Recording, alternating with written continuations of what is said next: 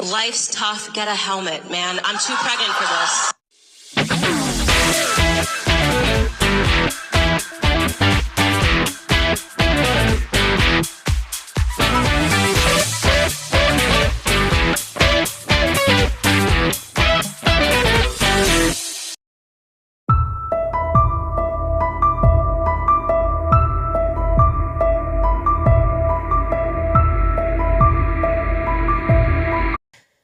Essentially, a limited hangout happens when the government wants to prevent citizens from looking into a specific incident or a specific case. They want citizens to literally stop asking questions.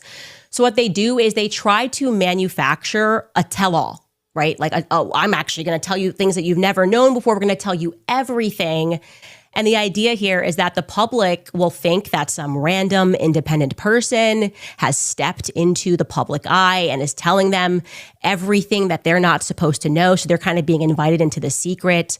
And oh my gosh, we're hearing all of this stuff. It's so detailed. I guess me, a person that's a member of the public, I no longer have to look into that matter myself because thankfully we have this guy to do it for us. That's exactly what happened with the Charles Manson murders. Remember, the prosecutor in that case, Vincent Bugliosi, he wrote the official book, Helter Skelter, and it was a best-selling book at that time. Everyone believed that he was giving them a detailed, never-before-seen account of the who, the what, the when, the where, the why, the how, and therefore nobody else had to look. This guy knew everything, except he lied, right, about mostly everything. And it took author and journalist Tom O'Neill writing that book that I rave about, Chaos, about the CIA and the secret history of the 60s. It is such a point. It is really a potent book. Everyone should read it. And then we learned through his book that it was just one big CIA performance, essentially. We still don't really have answers of what happened on that night. And I don't know that we're ever going to get those answers. But we do know that it was one big CIA performance. They were involved at every level of what happened on that night. And their goal was to socially engineer American society. So I am keenly aware of limited hangouts. I never accept someone saying that they're doing an official debunking on something. I need to debunk it myself personally.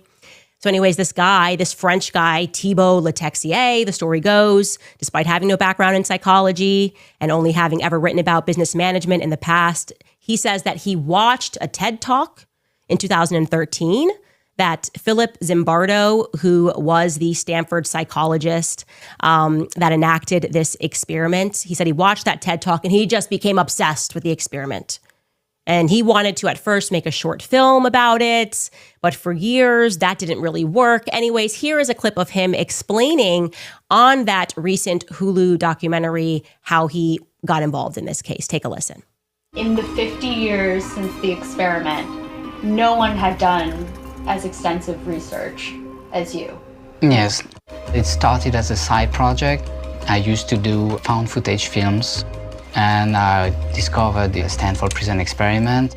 I had heard about it, but never really digged into it. I decided to fund a trip to Stanford to go through the archive because I wanted to build a film from the archive. Okay.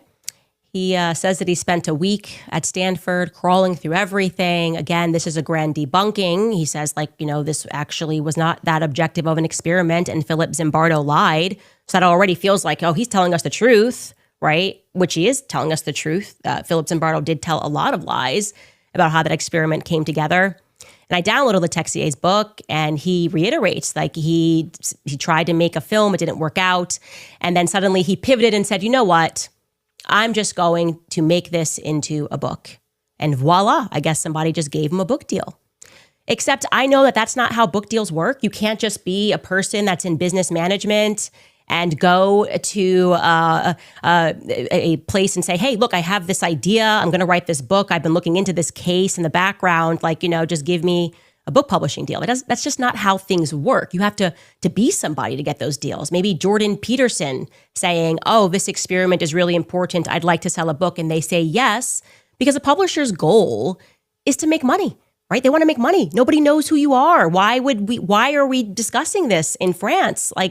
The Stanford experiment from 50 years ago, I'm not sold on this narrative. We'll never know, obviously. Anyway, Letexier then does publish this book. He publishes this official debunking. The book is entitled Investigating the Stanford Prison Experiment, History of a Lie. And what's interesting is that he publishes this book in March of 2018. That's exactly the time that Emmanuel Macron is inaugurated into the Élysée Palace alongside Brigitte Macron. I kid you not.